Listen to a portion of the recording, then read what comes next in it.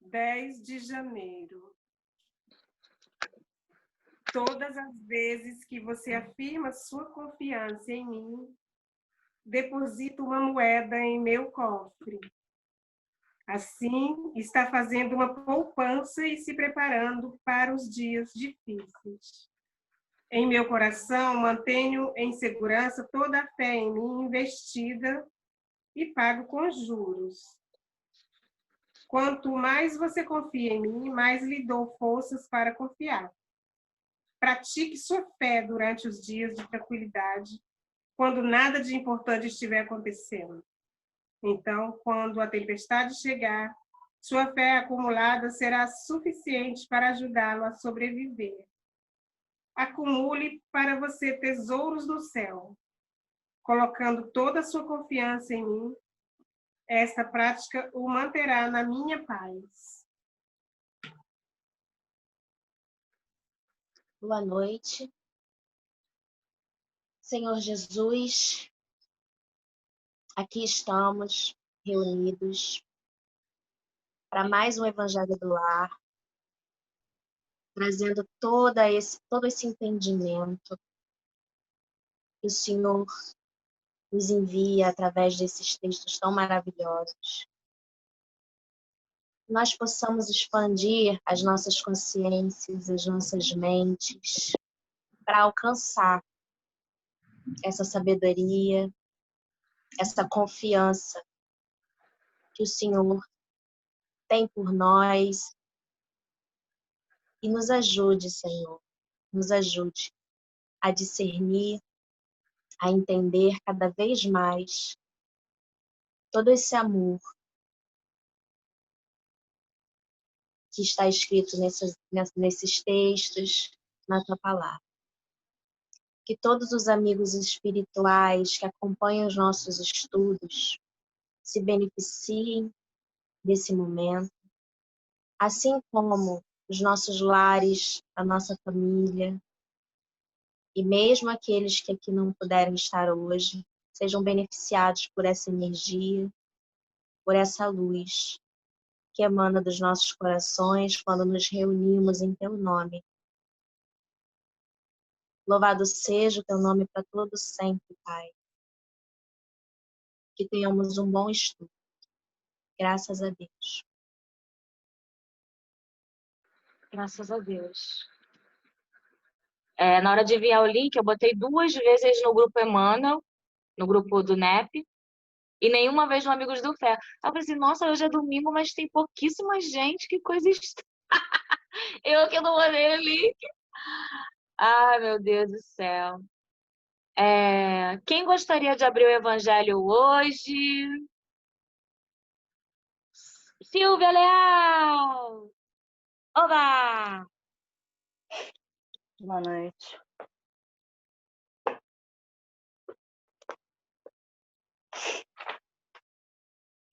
Capítulo 5, item 14, o suicídio e a loucura. Capítulo 5, item 14. Posso começar? A calma e a resignação adquiridas na maneira de encarar a vida terrena e a fé no futuro dão ao espírito uma serenidade que é o melhor preservativo da loucura e do suicídio. Com efeito, a maior parte dos casos de loucura são provocados pelas vicissitudes que o homem não tem forças de suportar. Se, portanto, graças à maneira por que o Espiritismo o faz encarar as coisas mundanas, ele recebe com indiferença e até mesmo com alegria os reveses e as decepções que em outras circunstâncias o levariam ao desespero. É evidente que essa força, que o eleva acima dos acontecimentos, preserva a sua razão dos abalos que o poderiam perturbar. O mesmo se dá com o suicídio.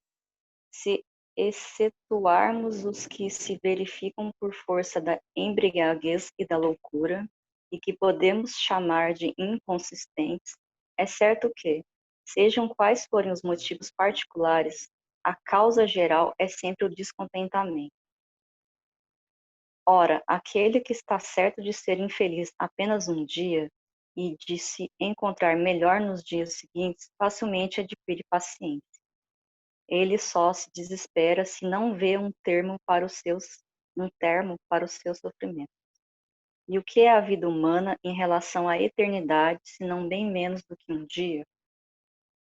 Mas aquele que não crê na eternidade, que pensa tudo acabar com a vida, se deixa abater pelo desgosto e o infortúnio, só vê na morte o fim dos seus pesares. Nada esperando, acha muito natural, muito lógico mesmo, abreviar as suas misérias pelo suicídio. A incredulidade, a simples dúvida quanto ao futuro, as ideias materialistas, em uma palavra, são os maiores incentivadores do suicídio. Elas produzem a frouxidão moral. Quando vemos, pois, homens de ciências que apoiam na autoridade do seu saber, esforçarem-se para provar aos seus ouvintes ou aos seus leitores que eles nada têm a esperar depois da morte, não vemos tentando convencê-los de que, se são infelizes, o melhor que podem fazer é matar-se? Que poderiam dizer para afastá-los dessa ideia? Que compensação poderia oferecer-lhes? Que esperanças poderão propor-lhes? Nada além do nada. De onde é forçoso concluir que, se o nada é o único remédio heróico, a única perspectiva possível, mais vale atirar-se logo a ele, do que deixar para mais tarde, aumentando assim o sofrimento.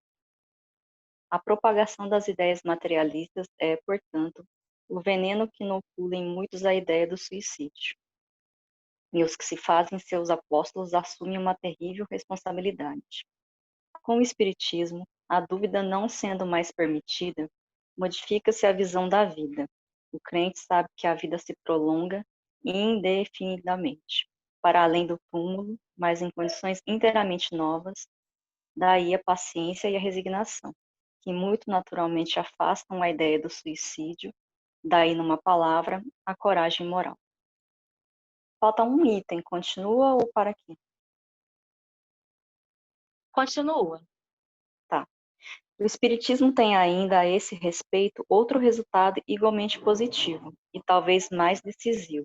Eles nos mostram os próprios suicidas revelando a sua situação infeliz e prova que ninguém pode violar impunemente a lei de Deus, que proíbe ao homem abreviar a sua vida.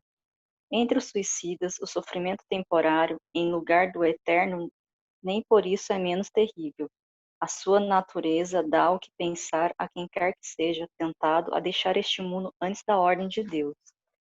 O espírita tem, portanto, para opor à ideia do suicídio, muitas razões. A certeza de uma vida futura, na qual ele sabe que será tanto mais feliz quanto mais infeliz, e mais resignado tiver sido na terra. A certeza de que, abreviando sua vida, chega a um resultado inteiramente contrário ao que esperava, que foge de um mal para cair no outro ainda pior, mais demorado e mais terrível, que se engana ao pensar que, ao se matar, irá mais depressa para o céu, que o suicídio é um obstáculo à reunião no outro mundo com as pessoas de sua afeição, que lá espera encontrar. De tudo isso resulta que o suicídio, só lhe oferecendo decepções, é contrário aos seus próprios interesses. Por isso, o número de suicídios que o Espiritismo impede é considerável. E podemos concluir que, quando todos forem espíritas, não haverá mais suicídios conscientes.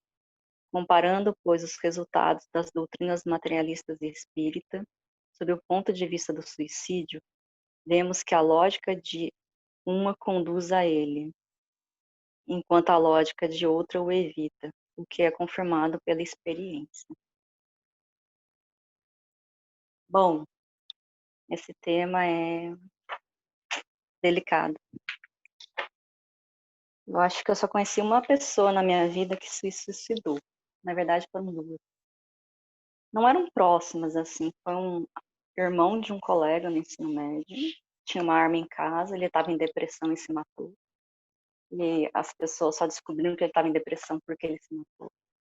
Então, eu chamo a atenção para a depressão, que é uma doença gravíssima, né? E, assim, é uma questão de saúde pública. Eu acho que muita gente minimiza essa doença, né? Assim, ela leva à depressão, quer dizer, ela pode levar ao suicídio, e às vezes nem de uma maneira rápida, como aconteceu com esse colega, ela pode levar aos poucos, né? Porque uma pessoa deprimida, ela acaba perdendo a vontade de viver, então ela vai ficando mais reclusa, às vezes ela para de comer, ela vai ficando doente, né? Então, é uma morte mais lenta.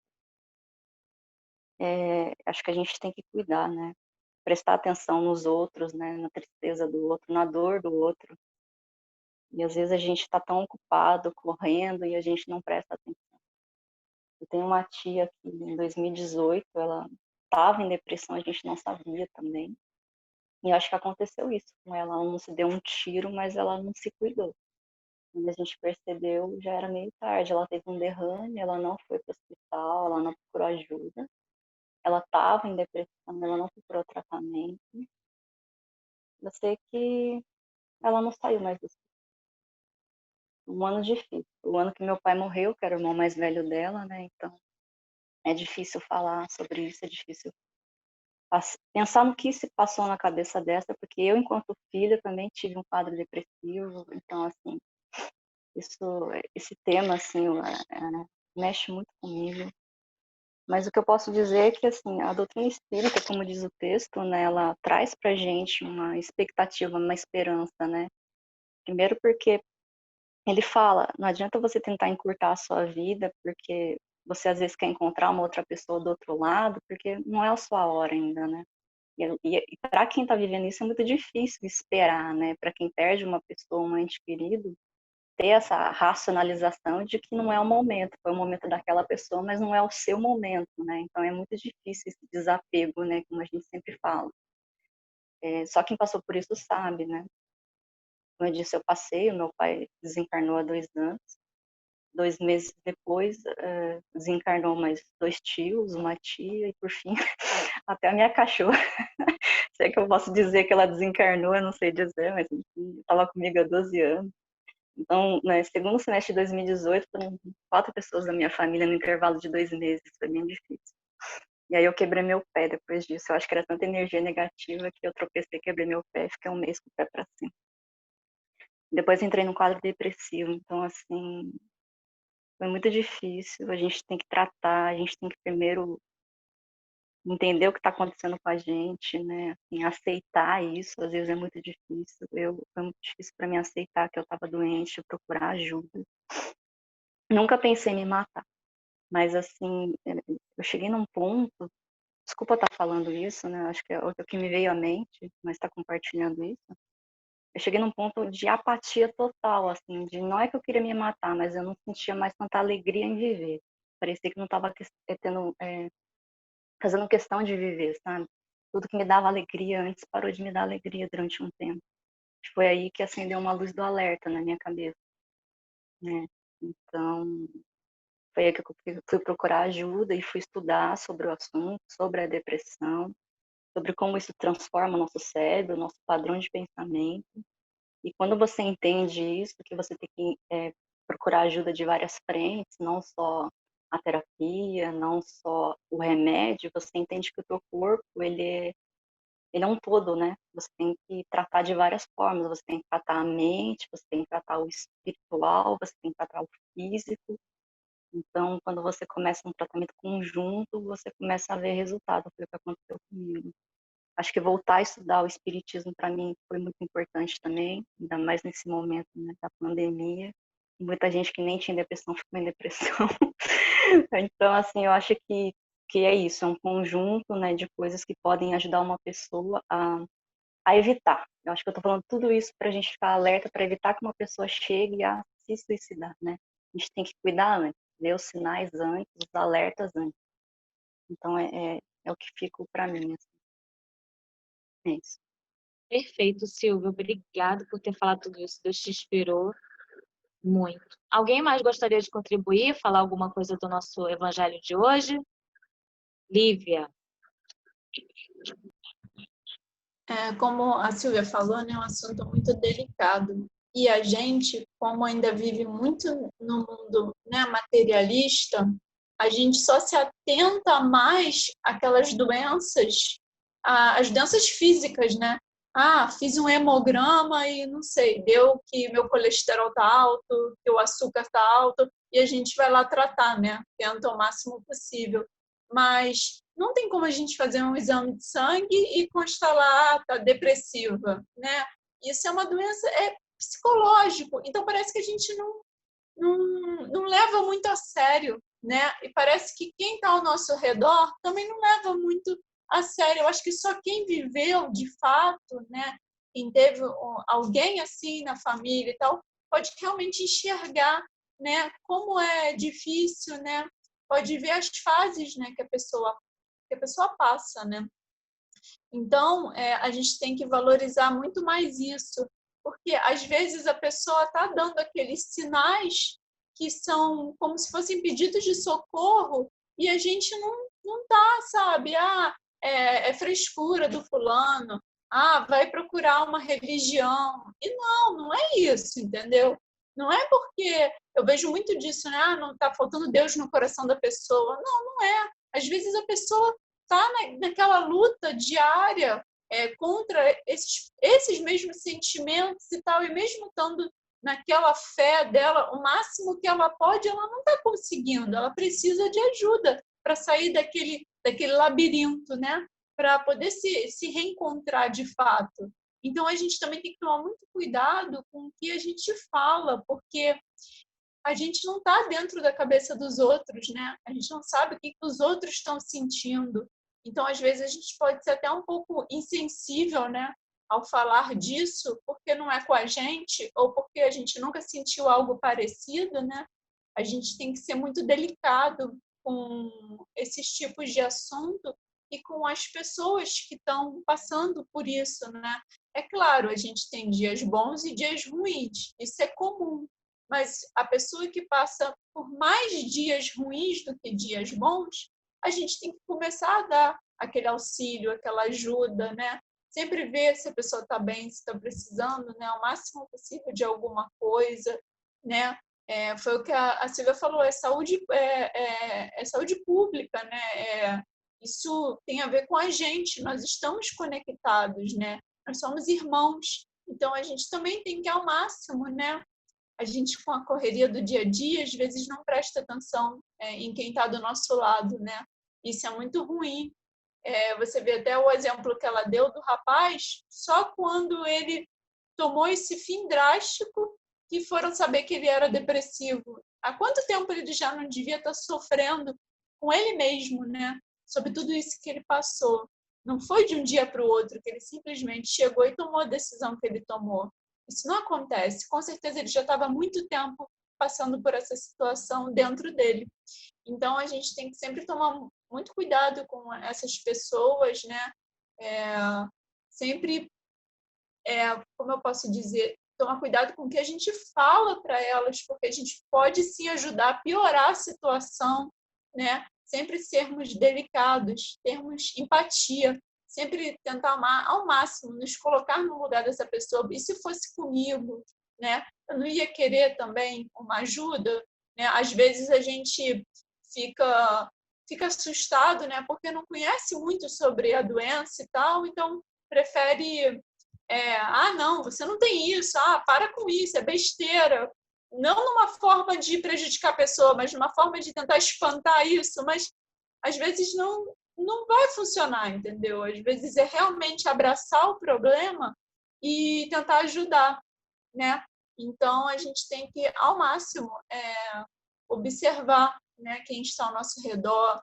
Por isso que é tão importante manter o diálogo, né, com a família, com quem a gente gosta, né, com quem a gente ama, com quem a gente compartilha nosso dia a dia, porque às vezes a pessoa só quer sentar e falar. Às vezes a pessoa só quer conversar com você, mas a correria é tudo. Aí acaba que você não presta atenção na pessoa, a pessoa não presta atenção em você, e vão vivendo um dia após o outro.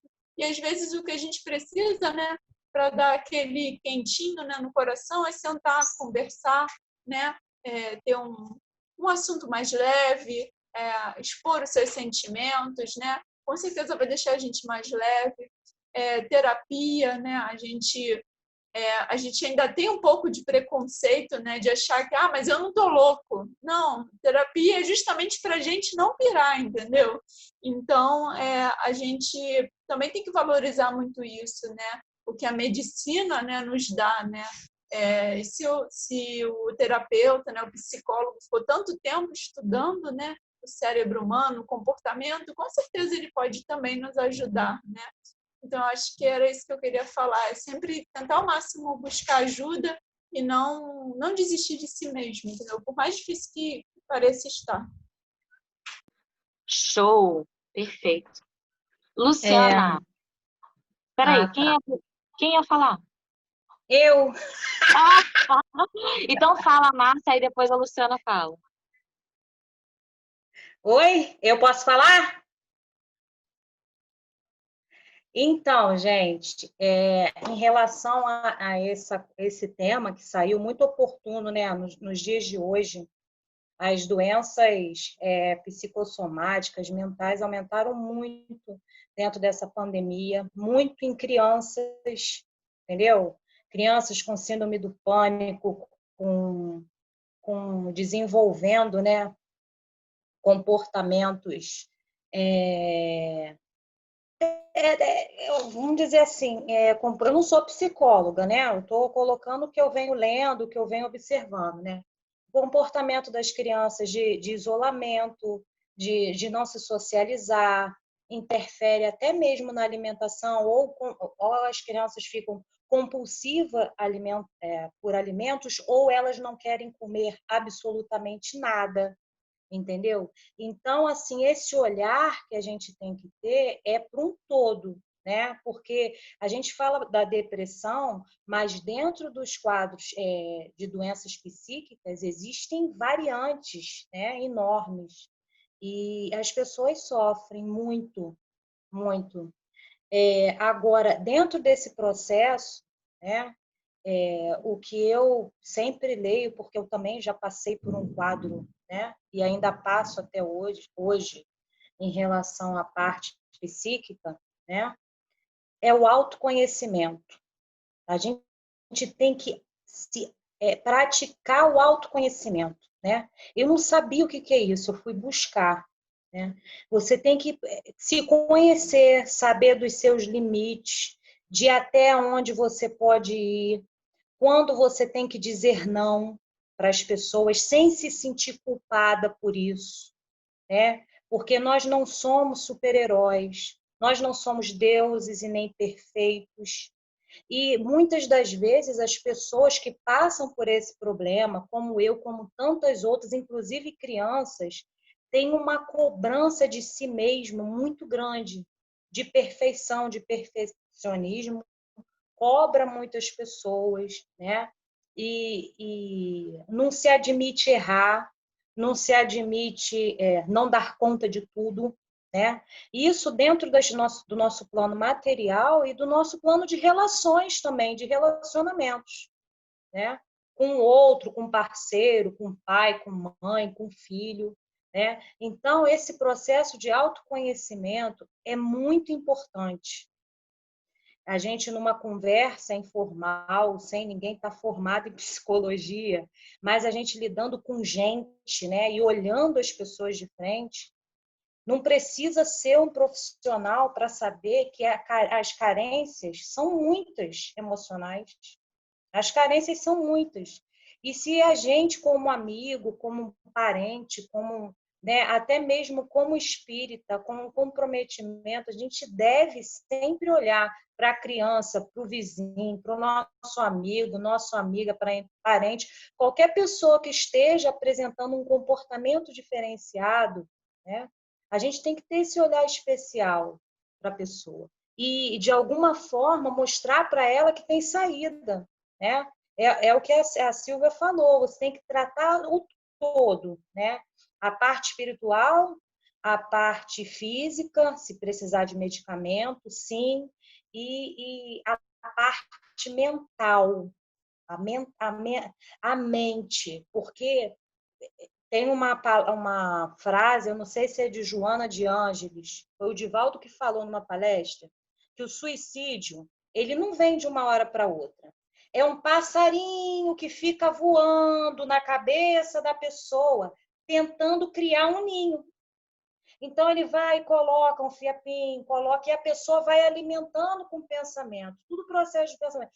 Quando o ninho está formado, só falta um estopinzinho para o negócio explodir. A pessoa não se suicida de um dia para o outro.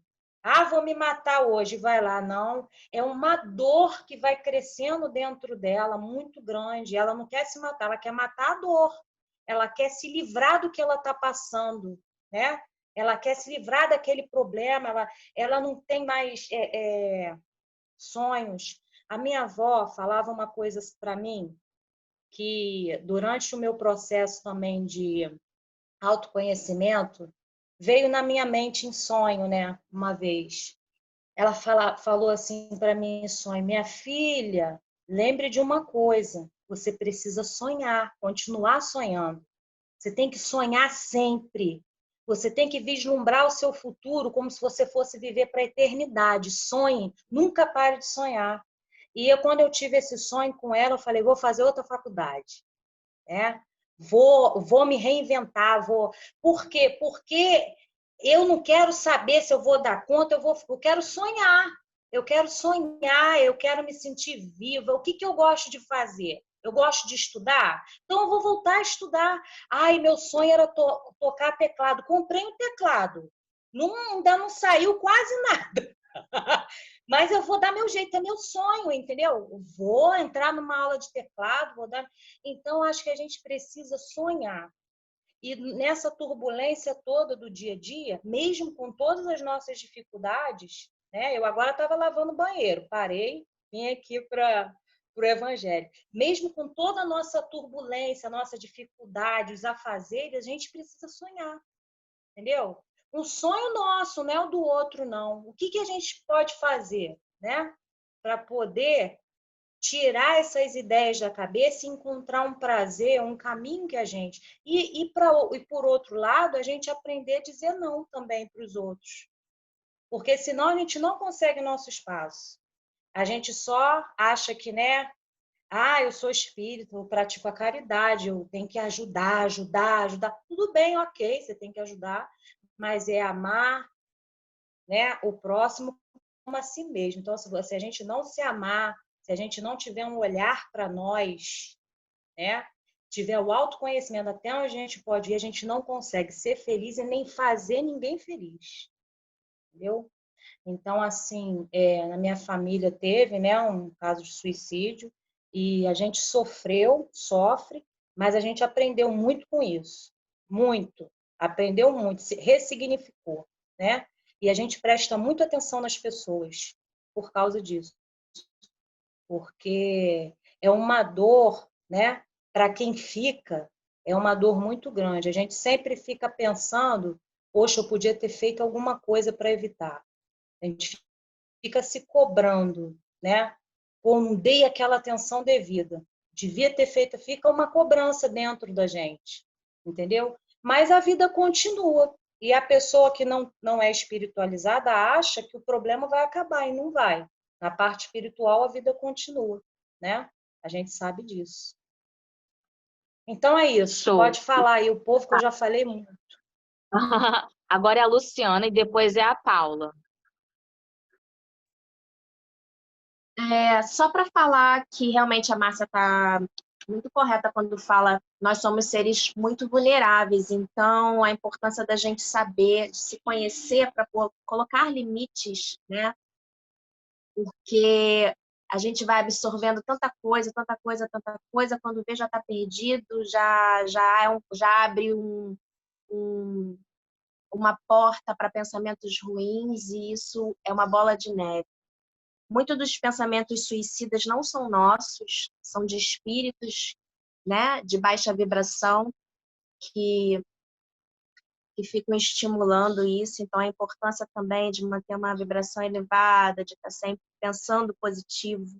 O espiritismo, ele abre essa ideia para a gente de que a gente vê a vida de uma maneira diferente, quando a gente pensa que estamos encarnados, passando por essa experiência.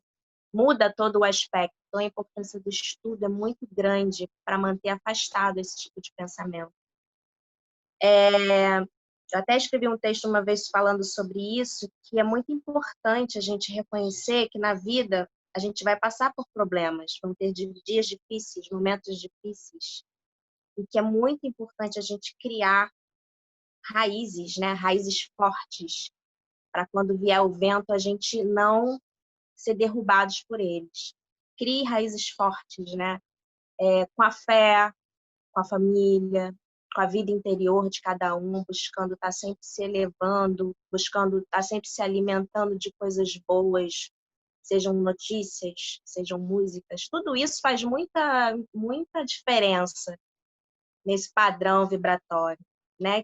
Que a depressão que nos leva à depressão. Então, é sempre importante estar vigiando e orando.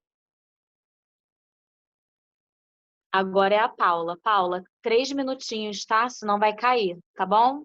Pode abrir seu microfone. Oi, gente. Eu peço desculpas que eu estava fazendo o jantar e eu tentei correr quando eu vi isso. Eu concordo com o que todo mundo falou. É perfeito. Só que fala-se muito em depressão. Eu tenho depressão, né? E eu me cuido e pelo espiritismo e pela oração me ajuda bastante. Porque nem sempre a gente está com companhias de espíritos de luz, né? Principalmente em determinados lugares, né?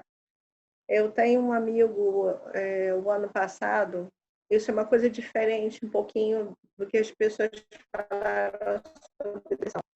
Ele era uma pessoa super feliz, super tranquila, começou esse negócio da pandemia e ele começou a beber, entendeu? Ele começou a ir para lugares com uma baixa vibração, tá? Foi uma coisa assim, muito rápida. Entendeu? O pai já tinha morrido, o irmão já tinha morrido, e ele, infelizmente, eu não estava frequentando a irmandade que ele frequentava, porque ninguém percebeu quando ele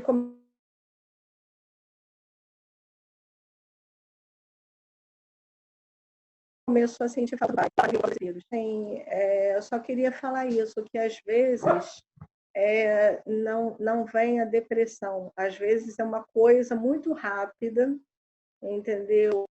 De vibração, de lugares, enfim, bebedeira, enfim, noitada, lugares pesados, entendeu?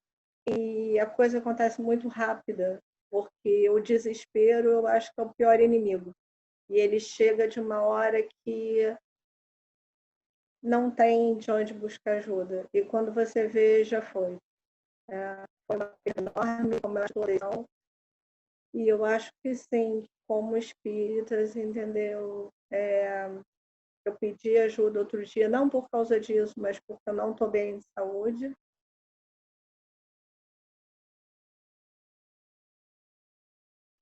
Né? Paula, E acho que você rapidinho, travou. eu agradeço, inclusive, um telefonema. Tá? Eu agradeço. Obrigado pelo seu depoimento, meu amor. Lindo o estudo de hoje, né? Eu quero só falar, para deixar registrado aqui, que várias existências são necessárias para desfazer as consequências no perispírito de quem suicida. Às vezes, nenhuma existência só a pessoa precisa, às vezes de várias. Então, isso é muito, muito sério. Eu vou fazer a prece final, tá bom? Vamos fechar os nossos olhos e pensar em Jesus, o nosso divino mestre, o nosso modelo, o nosso guia. Obrigada, Senhor Deus, obrigada, Jesus, obrigada, anjo guardião, obrigada, falange do bem, que está aqui presente em toda a nossa casa, em todo o nosso ambiente, nos protegendo, vibrando, que a nossa energia que a gente está produzindo aqui, que ela se expanda e abrace todo o planeta Terra, todos que estão precisando, todos que estão em depressão, todos que estão com a vibração ruim, que recebam o nosso carinho, a nossa energia, o nosso acalanto, que seja abraçado por cada anjo guardião nesse movimento, que o seu anjo guardião consiga chegar perto dessa pessoa e consiga envolver com a luz e com a energia mais pura da criação, do Criador, de Deus. Obrigado, Senhor Deus, por mais um evangelho lindo. Fluidifique nossas águas, colocando o remédio necessário nelas, para que elas curem o nosso corpo e a nossa alma. Assim seja, graças a Deus. Vamos tirar nossa foto? Tô correndo que o tempo está acabando. Atenção! Cadê a Márcia? Márcia, venha! 1, 2, 3 e sorrindo! Pronto, pode se mexer. Evangelho lindo, gente. Obrigado por cada contribuição. Beijo, até amanhã, se Deus quiser. Até amanhã. Cadê a Márcia?